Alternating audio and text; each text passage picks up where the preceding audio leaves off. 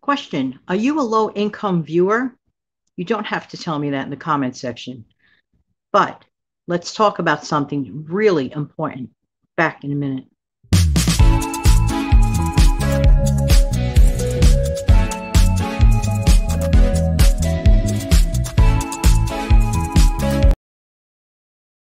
Hi, this is Jan from New York City. My channel name is Jan from New York City Saves Money. Let's jump right into it.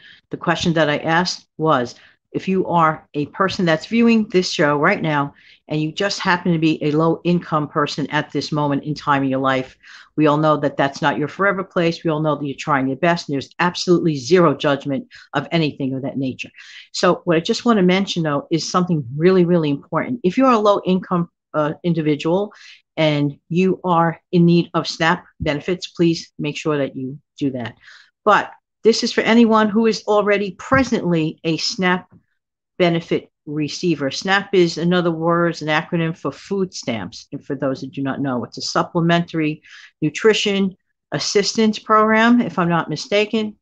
And also to just let you know that in general in life, life can change in a New York heartbeat. It could change very rapidly and very quickly. What do I mean by that? For example, unexpected income loss. A job that you thought that you were going to have like forever and ever, for whatever the reason, company folded, not your fault, gonzo. It can happen to anyone, or for whatever other reason. The point is, life and individual circumstances can change.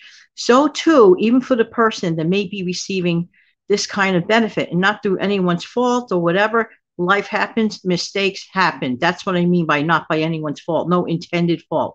For example, it's my understanding people have to fill out forms and also updated forms every so often. And for whatever the reason, maybe the mail didn't get there in time, or some sort of clerical mistake, a slip of the finger on, typing something out on a computer, whatever the reason may be.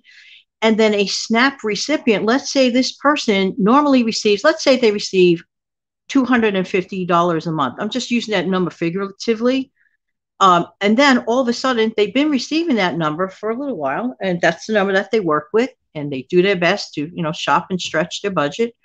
And then all of a sudden, one day, go to the mailbox and get a different letter with a completely different number that has changed for whatever the reason, unbeknownst to me or anyone else, to a much lower figure. This has been known to happen, and I know a couple of people that it has actually happened to. Therefore, why am I mentioning all this? I'm mentioning all this more as this: really and truly be prepared with a grocery stockpile, because hopefully everything goes smoothly until your circumstances change and no longer even need that benefit, which is a great thing. But in the meantime, while you are receiving that benefit and you accept that it might come in as clockwork, make sure that you put away, start your stockpile. You never know. I hope never the day comes that this kind of out of nowhere letter comes out of nowhere. I heard of someone that actually went like all the way from 250 and received a letter, and it changed like practically overnight to some ridiculously low number that no one could live on. So making a long story short, how do you start your stockpile? One can at a time. Can people with low income start a stockpile? I promise you, yes. And there are so many videos. Now, for those of us who are not receiving SNAP, still, budget stretcher, even if you're doing so great, don't think you don't need to start a grocery stockpile. Yes, you do, because you're doing this for your own protection in terms of saving money. Sometimes prices rise. Sometimes they come down too. But in the meantime, you want to get your most value plus the convenience of having that little bit of a grocery store stockpile type thing in your own home. The weather is bad. You're not feeling well.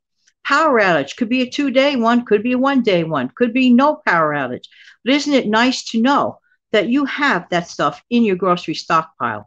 But especially for low income folks that are accepting SNAP benefits, yes, I really, really recommend that you do start a stockpile, because one never knows if they get an unexpected turn for a letter that might be a mistake and needs a little time to adjust to your account. Just saying. Okay? Okay, deal. Have an amazing upcoming day. Going to close out the show.